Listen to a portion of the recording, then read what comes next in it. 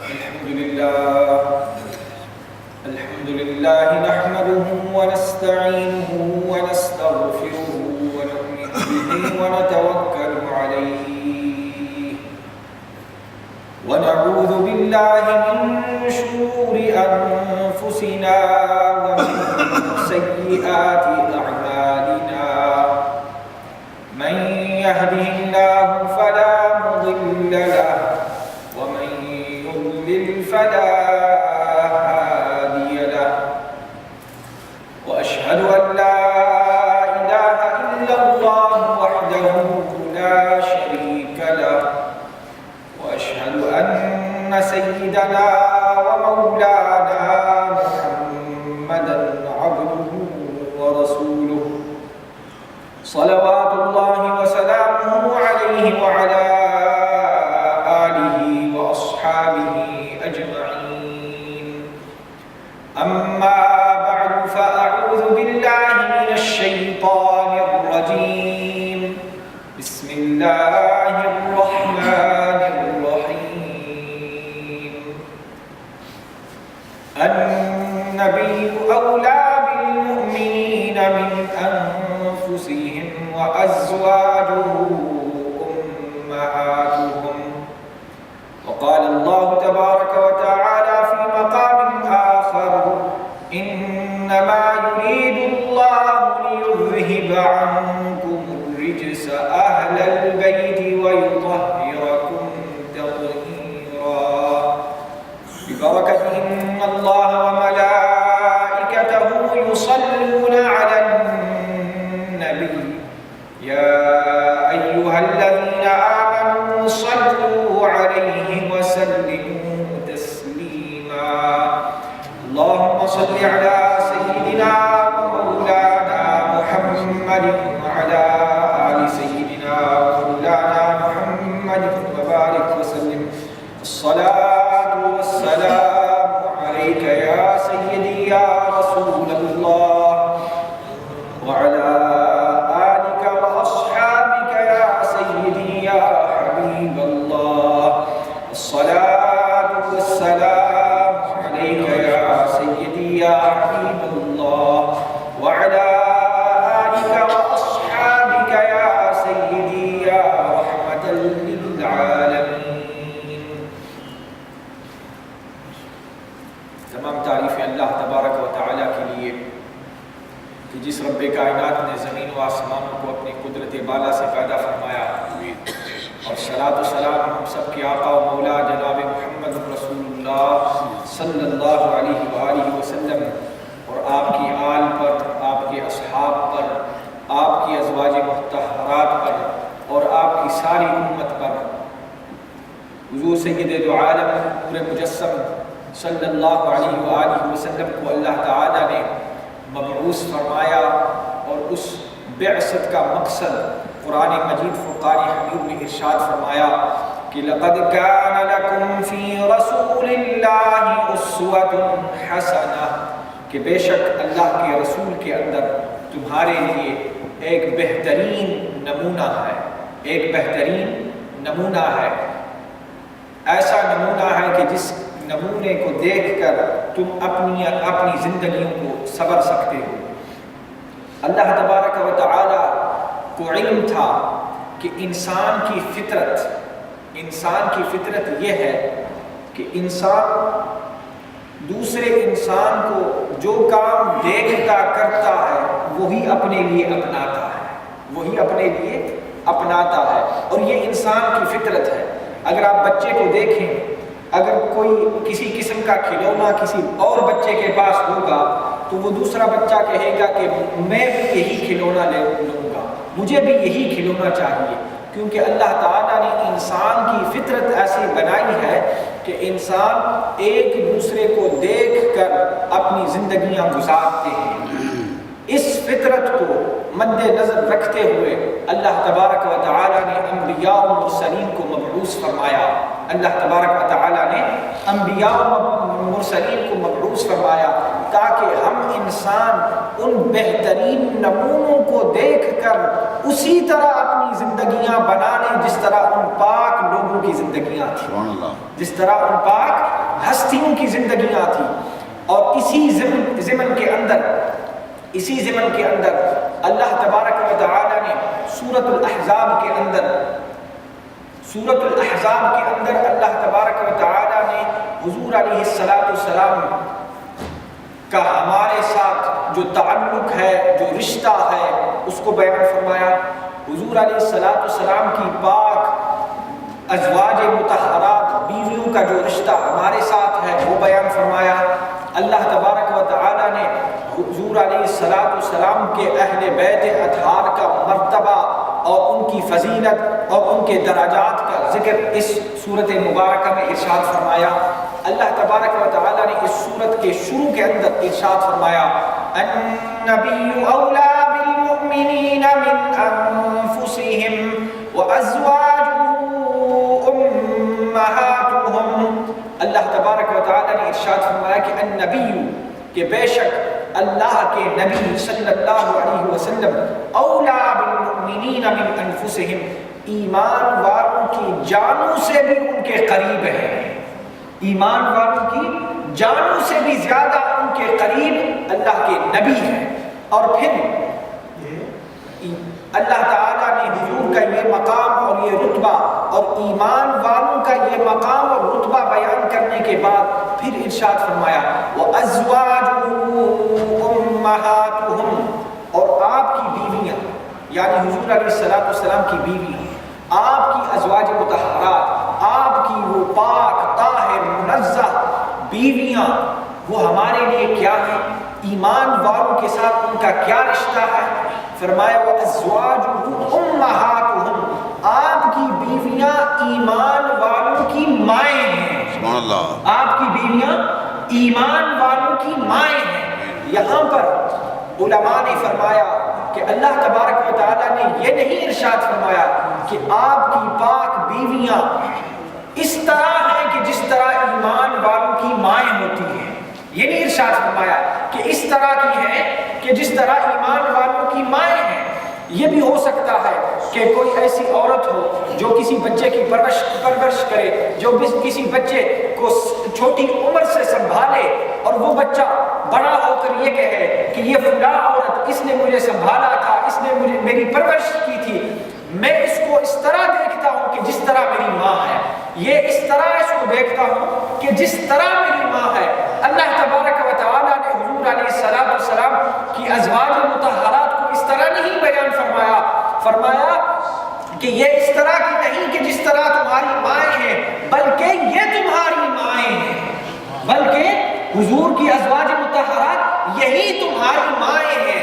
وَأَزْوَاجُهُ أُمَّهَاتُهُمْ، یہی تمہاری مائیں ہیں. کس لیے بیان فرمایا کہ حضور کی ازواج مطہرات تمہاری مائیں ہیں؟ اگر جب اللہ تعالیٰ ہمیں کہے، ہمیں ارشاد فرمائے کہ حضور کی ازواج مطہرات تمہاری مائیں ہیں، تو پھر ایمان والے حضور علیہ السلام کے گھر کے بچے بن گئے. تمام ایمان والے حضور علیہ السلام کے گھر کے بچے بن گئے. تو اس سے معلوم یہ ہوا کہ جو لوگ حضور علیہ السلام پر ایمان رکھتے ہیں، جو لوگ اللہ کے قرآن پر ایمان رکھتے ہیں، وہ اس طرح کے ہو جاتے ہیں کہ وہ اہل بیت سے ہو جاتے ہیں، حضور کے اہل بیت اور حضور کے قریبی رشتہ داروں میں سے ہو جاتے ہیں. اب کفار مکہ عرب کے لوگ تھے، وہ اپنے آپ کو بڑے سمجھا کرتے تھے. حضرت سلمان فارسی جب مدینہ المنورہ میں سلمان فارسی مسلمان ہوئے تو وہ فارس کے رہنے والے تھے، اجمی تھے.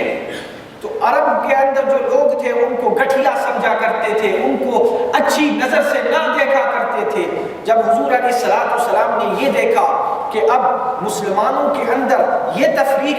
پڑ رہی ہے کہ یہ عرب ہے اور یہ اجمی ہے، یہ اس کا رنگ ایسا ہے، اس کا رنگ ایسا ہے، یہ کالا ہے، یہ سفید ہے، تو حضور علیہ الصلوۃ والسلام نے ایک خوبصورت بات ارشاد فرمایا یہ جو سلمان ہے تمہیں تو دکھائی دیتا ہے کہ یہ فارس کے رہنے والا ہے، یہ فارس سے آیا ہے، یہ ایران سے آیا ہے، عراق سے آیا ہے، ان ممالک سے آیا ہے، لیکن سلمان کا رتبہ ایمان لانے کی برکت سے سلمان کا رتبہ اس طرح کا ہو گیا ہے کہ سلمان منا آل البیت، سلمان میرے رشتہ داروں اور میرے اہل بیت میں سے ہے، سلمان میرے رشتہ داروں اور میرے اہل بیت سے ہے۔ حالانکہ حضرت سلمان فارسی نہ عربی تھے، نہ عربی زبان تھی ان کی، نہ عربی جیسا رنگ تھا ان کا، لیکن حضور نے فرمایا یہ سلمان اس نے میرا کلمہ پڑھا اور اس میرے کلمہ پڑھنے کے اوپر اس کی جزا یہ ہے کہ سلمان منا آل البیت، سلمان ہماری اہل بیت میں سے ہے، سلمان ہمارے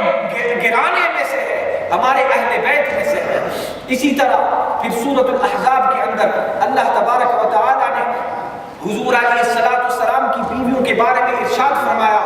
اور صاف واضح فرمایا النبی لستن کأحد من النساء، اے نبی کی بیویوں، اے نبی صلی اللہ علیہ وسلم کی بیویوں، لستن کأحد من النساء، تم کسی اور عورت اور کسی اور بیوی کی جیسے نہیں، تمہارا رتبہ، تمہارا مقام اور عورتوں سے اور بیویوں سے بلند اور بالا اس لیے ہے کہ تمہارا نکاح ان سے ہوا جو دنیا اور آخرت کے سردار ہیں، ان سے ہوا جو دنیا اور آخرت کے سردار ہیں۔ اللہ تبارک و تعالی نے حضور کی پاک بیویوں کو یہ مقام اور یہ رتبہ عطا فرمایا کہ ان کی بیویاں کسی اور عورت جیسی نہیں، تو یہ کس طرح ہو سکتا ہے کہ ہمارے آقا کسی اور بشر کے جیسے ہو سکتے ہیں؟ اگر آپ کی بیویوں کا مقام یہ ہے کہ اللہ نے فرمایا لستن کأحد من النساء کہ تم کسی اور عورت جیسی نہیں ہو، تو بتاؤ کہ حضور کسی اور مرد کے جیسے کس طرح ہو سکتے ہیں؟ اور پھر اللہ تبارک و تعالی نے انہی آیات کے اندر حضور علیہ السلام کی پاک بیویوں کو یہ حکم دیا، اور یہ حکم کیوں دیا؟ حکم اس لیے دیا تاکہ ہماری بیویاں، ہماری مائیں، ہماری بچیاں، ہماری بیٹیوں کو یہ سبق حاصل ہو سکے کہ جس طرح کی زندگی حضور علیہ السلام کی ازواج مطہرات نے گزاری تھی، اسی طرح کی زندگی ہماری ماں، ہماری بچیوں اور ہماری بیٹیوں کو گزارنا چاہیے۔ اللہ تبارک و تعالی نے ارشاد فرمایا وَقَرْنَ فِي بُيُوتِكُنَّ وَلَا تَبَرَّجْنَ تَبَرُّجَ الْجَاهِلِيَّةِ الْأُولَى وَأَقِمْنَ الصَّلَاةَ وَآتِينَ الزَّكَاةَ وَأَطِعْنَ اللَّهَ وَرَسُولَهُ۔ اللہ تبارک و تعالی نے ارشاد فرمایا وَقَرْنَ فِي بُيُوتِكُنَّ کہ اپنے گھروں کے اندر سکون اختیار کرو، اپنے گھروں کے اندر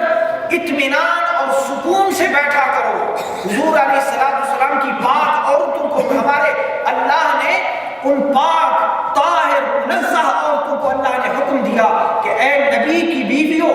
وَقَرْنَ فِي بُيُوتِكُنَّ اپنے گھروں کے اندر سکون اختیار کرو، اطمینان اختیار کرو، اور اس سکون اور اطمینان کے ساتھ اور کیا کریں؟ فرمایا وَأَقِمْنَ الصَّلَاةَ اے نبی کی بیویوں اپنے گھروں کے اندر نماز کو قائم کرو، وَآتِينَ الزَّكَاةَ اپنے گھروں کے اندر زکوٰۃ دو، اپنے مال سے زکوٰۃ نکالو، وَأَطِعْنَ اللَّهَ وَرَسُولَهُ اور اللہ اور اس کے رسول کی فرما برداری کرو، اللہ اور اس کے رسول کی فرما برداری کرو۔ اور پھر اس کے بعد اللہ تبارک و تعالی نے ان پاک بیویوں کا مقام اور مرتبہ اتنا بلند اور اتنا بالا ارشاد فرمایا۔ اللہ تعالی نے ارشاد فرمایا وَاذْكُرْنَ مَا يُتْلَى فِي بُيُوتِكُنَّ مِنْ آيَاتِ اللَّهِ وَالْحِكْمَةِ اے نبی کی بیویوں تم کوئی عام عورتیں نہیں ہو، تم کوئی عام بیویاں نہیں ہو، تمہارا